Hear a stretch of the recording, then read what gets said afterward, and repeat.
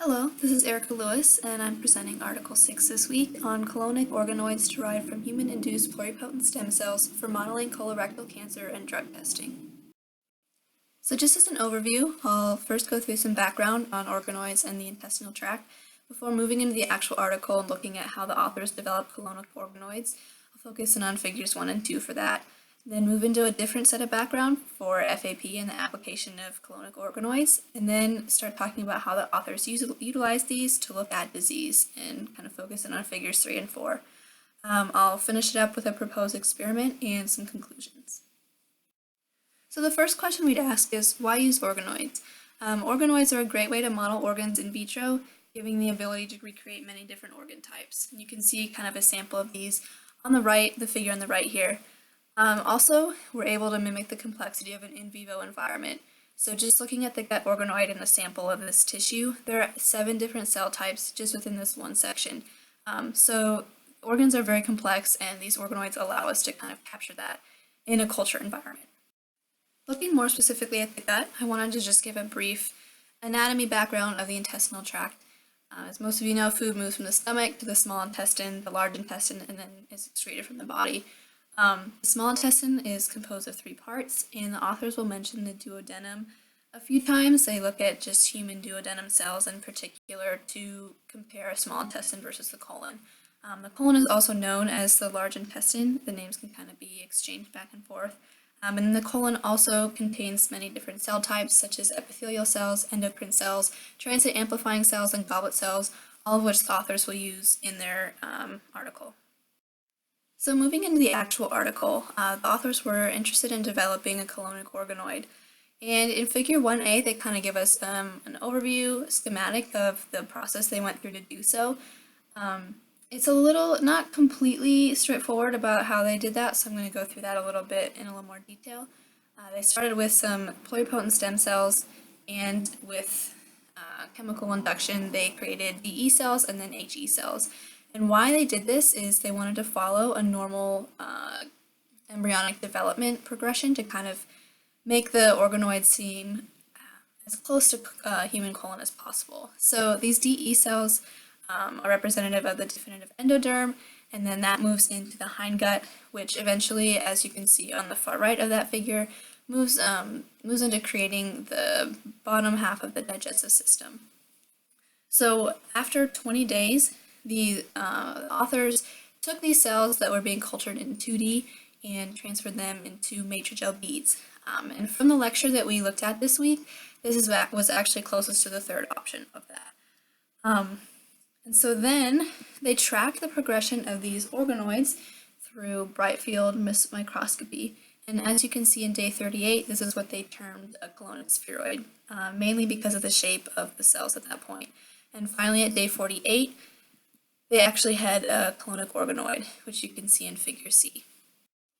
The authors next wanted to verify that the organoids they had created were displaying markers that are typical for colon cells.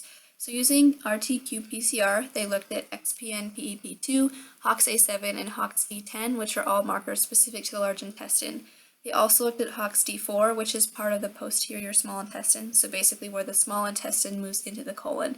And finally, they looked at CA2 and CA4, which are both markers for enterocytes. So as you can see from the figure, in both the colonic spheroids and the colonic organoids, these markers are expressed higher than their small intestine counterparts, verifying that there is a difference between the colon organoids and what would be the small intestine organoid. For further verification, the authors used immunohistochemistry to stain for colon-specific proteins, with mouse and human as their controls. For each cell origin, the small intestine component is on the left and the colon is shown on the right. As you can see, for mouse, spheroids, adult human, and organoids, the red, indicating colon proteins, only shows up for the colon lines. This indicates that the colon spheroids and organoids are functionally different than the small intestine. The authors also used immunohistochemistry to stain for different types of colon cells, showing that the colonic organoids do mimic the complexity of an actual colon. In figure G, the relative proportion of each cell type is shown. CDX2, which is a general colon cell marker, serves as a control, which is why it's at 100%, and the authors note that the remaining markers appear in the correct proportions. Once they showed that their colonic organoids resembled the colon over the small intestine, the authors used Figure 2 to analyze how closely the organoids would match human tissue. They utilized RNA-seq followed by clustering to compare the expression of colon and small intestine markers over various cell lines, including human duodenum, human colon, small intestine organoids, and colonic organoids. As you can see in Figure A, the human duodenum and small intestine organoids all express small intestine markers, while the human colon and the colonic organoids all express colon markers.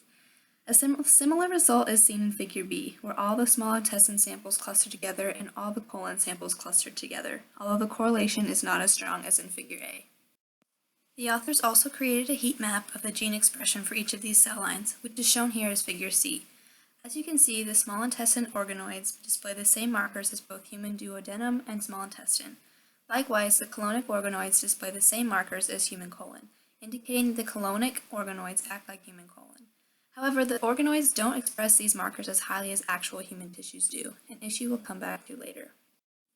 So we saw earlier how important organoids can be for kind of simulating an in vivo environment in a culture environment. But why specifically are these colonic organoids important? The authors looked at this disease called familial adenomatous polyposis, or FEP, which is characterized by mutation in the APC gene.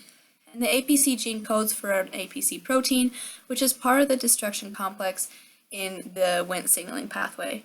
So when this protein is functioning correctly, the destruction complex functions correctly and destroys beta-catenin, which in effect keeps the Wnt target genes off.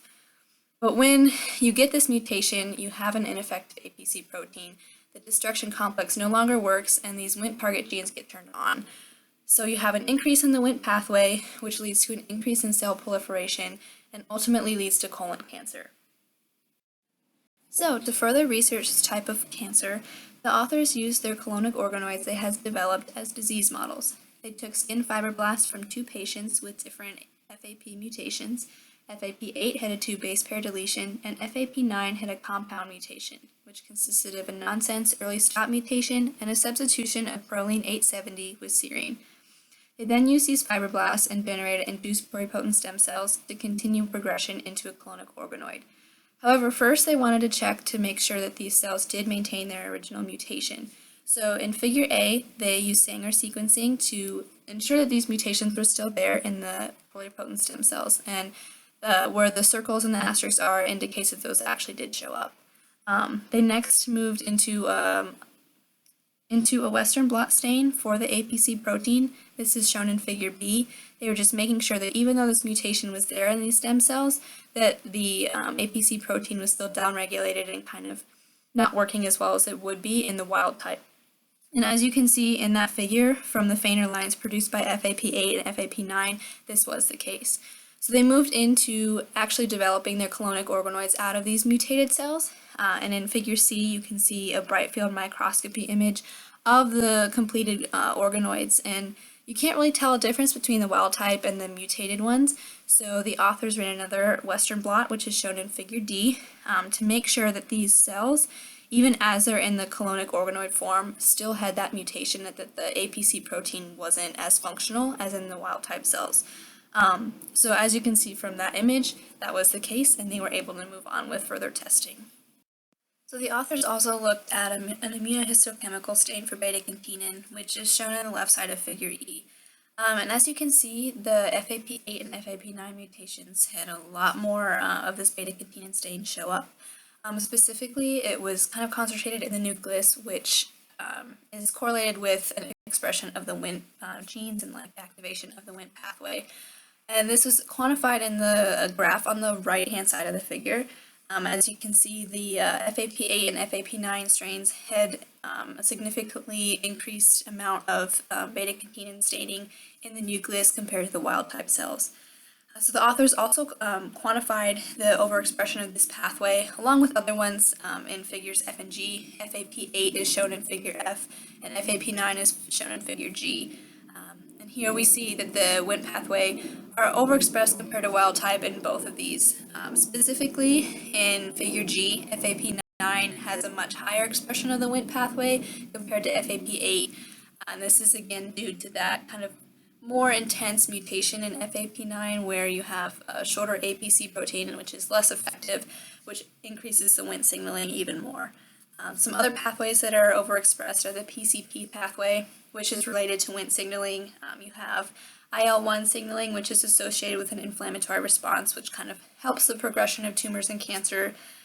You have RXR suppression, which RXR is actually, it helps inhibit some things like cellular proliferation, differentiation, and cell death. Again, you also have the basal cell carcinoma signaling, which in the name kind of helps the cancer progression. You have the embryonic stem cell pluripotency, which helps cells proliferate and create tumors and ultimately lead to cancer. So looking at expression of Wnt and its associated genes, the authors used RT-qPCR to quantify the expression of some of these genes, which included MYC, LEF, LGR5, GAS1, and AXIN2. And as you can see from figure H, these were all overexpressed in the mutated versions as compared to wild type.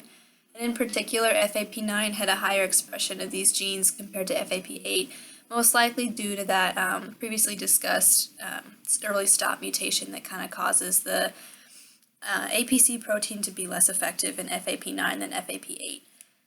The authors also looked at cellular proliferation using an immunohistochemical stain.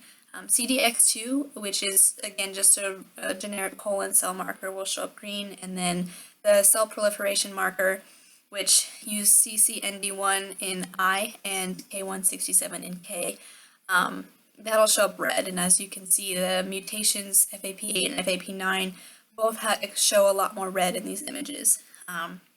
And the amount of red is quantified in graphs J and L.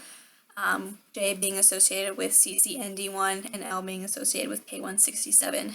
And in both of these, we see a higher level of these gene markers showing cell proliferation in both the FAP8 and FAP9 mutations. So overall, this figure just kind of shows that these mutations are there in the colonic organoids and that they show higher expression of Wnt genes and ultimately higher expression of cell proliferation, which could lead to more cancer properties. So now that the authors had verified that their FAP8 and FAP9 colonic organoids actually express their mutations in the organoid form, they wanted to use these organoids to do some drug testing to see if they could find any candidates that would decrease the cellular proliferation and so possibly be a good cancer treatment. So they decided to first look at rapamycin, which is previously known to decrease tumor phenotype in colon cancer, and XAV939, which is a tankerase inhibitor. And as we learned previously in this course, tankerase inhibitors stabilize axin, which is part of the beta-catenin destruction complex. So a stabilized destruction complex will decrease Wnt signaling and ultimately decrease cellular proliferation. They also use DMSO as a control, and the images from this experiment can be seen in figure A. They first looked at the Ki67 cellular proliferation marker, and as you can see on the left column, the DMSO didn't really do much. You can still see that red indicative of the cellular proliferation marker. Whereas the rapamycin and XAV939, it's harder to see that red and it just looks more green, so the cells aren't proliferating as much. And these results are quantified in figure B, where you can definitely see that decrease in cellular proliferation marker as you add different treatments. They did the same thing with CCND1, and you can kind of see the same trend that the proliferation goes down as you add these different drugs. The authors also re-looked at the expression of Wnt genes. They looked at MYC, LEF, LGR5, GAS1, and AXIN2 again, which is the same thing they did in figure 3. They used RT-qPCR to quantify this, and as you can see, the rapamycin actually had very little effect on the expression of these Wnt genes. They're still pretty high when you're using the rapamycin as the treatment or drug. Interestingly, I guess as you would expect, the XAV939 brought the Wnt expression way down. But interestingly, they actually brought, both of the treatments actually brought the wild type expression of these Wnt genes down as well, which is kind of troublesome if you think about it, using this as In actual treatment, you don't want to mess with the normal levels of cellular proliferation because you need a certain level of cells dividing and multiplying to be healthy and maintain your tissue. So the authors decided to look for a different drug to kind of see if you could bring the cellular proliferation down without affecting normal functioning. So the next drug the authors decided to use was geneticin, which allows ribosomes to read through early stop mutations. This is beneficial because it doesn't mess with any typical cell processes like the last drugs did, where they decrease Wnt signaling and cellular proliferation. Instead, it just kind of fixes the mutations that you've accumulated. So in figures F and G, you can see the progression of the geneticin concentration and the effect on that APC protein. And in G, the 25 micrograms per milliliter actually brings the FAP9 mutation to a similar level to the wild type. The authors actually didn't test FAP8 in this section, which I'm assuming is just because FAP9 had that early stop codon, so the geneticin would be more effective on that one. But the authors ran kind of the same test they did for rapamycin and XAV939. Again, they looked at CCND1 and Ki67 in H and J. You can see those images, and that the DMSO as a control didn't really help too much. You still see that red, and you also still see some red, especially in figure H with the 12 micrograms per milliliter of geneticin. But on the far right of both of these, far right column of both of these images, you can see that the 25 micrograms per milliliter of geneticin did actually help a lot, and you don't see much red in those. And these levels are quantified in H and K with CCND1 and I. Quantified in I and K with CCND1 and I and Ki67 and K. And the nice thing about the results here is that you see the 25 microgram per milliliter, and both of them actually brings the cellular proliferation markers down to the wild type level without actually altering the wild type level. Whereas the rapamycin and XAV939 did kind of alter these levels even with the CCND1 and Ki67. Finally, the authors retested the expression of Wnt genes using RT-qPCR. And as you can see, the 25 microgram per milliliter of geneticin did bring all of the expression of these different genes back down to the wild type level. And most importantly, it didn't impact the wild type or normal level either, suggesting that this might be a good candidate for colon cancer treatment. So going back to figure 2, like I said we would earlier, especially figure 2C, we saw that the genes that are highly expressed in human colon they're expressed in the colonic organoids, but not as highly as in the actual human colon cells. And looking further into the figure, especially at the section E, the authors used gene set enrichment analysis, or GSEA, to match the similarity between their colonic organoids and the genes upregulated in adult colon for the top part and fetal colon for the bottom part. And as you can see in the top, with the genes that are upregulated in adult colon, there is a good match between the colonic organoids and these markers that are expressed in the colon.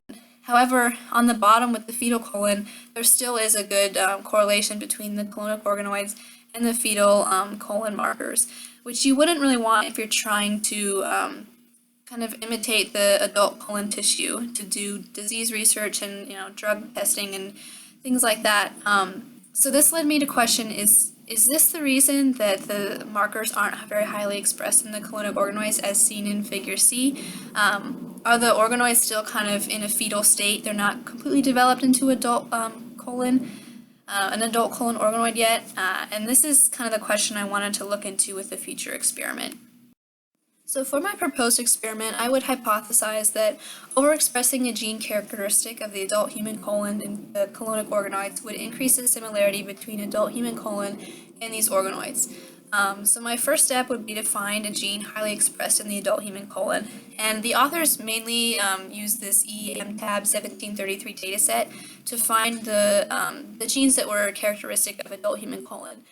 But for this experiment, I'll just look at figure 2A that had the genes that were typically seen in colon tissue and find the one that was the most highly expressed. And in this case, it would be the HOXD10 gene. So I would follow a typical protocol that was the authors used in this article to create my organoids. It was shown in figure 1A, and I have it on the bottom of the screen here.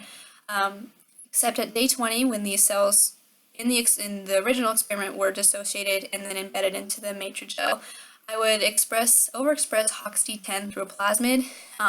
So I would take the colonic epithelial cells, add the plasmid to express this gene, and then embed them into the matrigel beads. I would continue the same expression or progression into colonic organoids that the authors did, and at the end of the experiment run RNA-seq to compare the human colon tissue with these colonic organoids.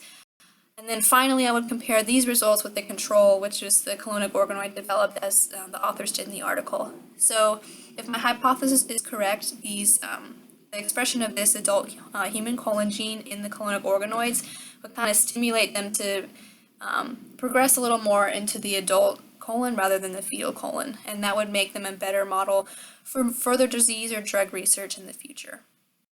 So in conclusion, the authors found that their colonic organoids are similar to adult human colon, making a good model for disease. In particular, they looked at FAP and colon cancer using these colonic organoids and kind of imitated that disease and the mutations involved. Geneticin was also found to reduce the proliferative properties that are kind of associated with these FAP mutations. And although the colonic organoids weren't exactly a perfect model, they were able to find kind of a good treatment and possible therapy for FAP cancer, FAP-derived clonal cancer in the future. Geneticin obviously needs to be tested further, but it showed good promise in this research. These colonic organoids also provide a platform to study other variations of colon cancer. FAP in particular, there's a lot of different mutations that can cause it. We just looked at 2 in particular for this article and research.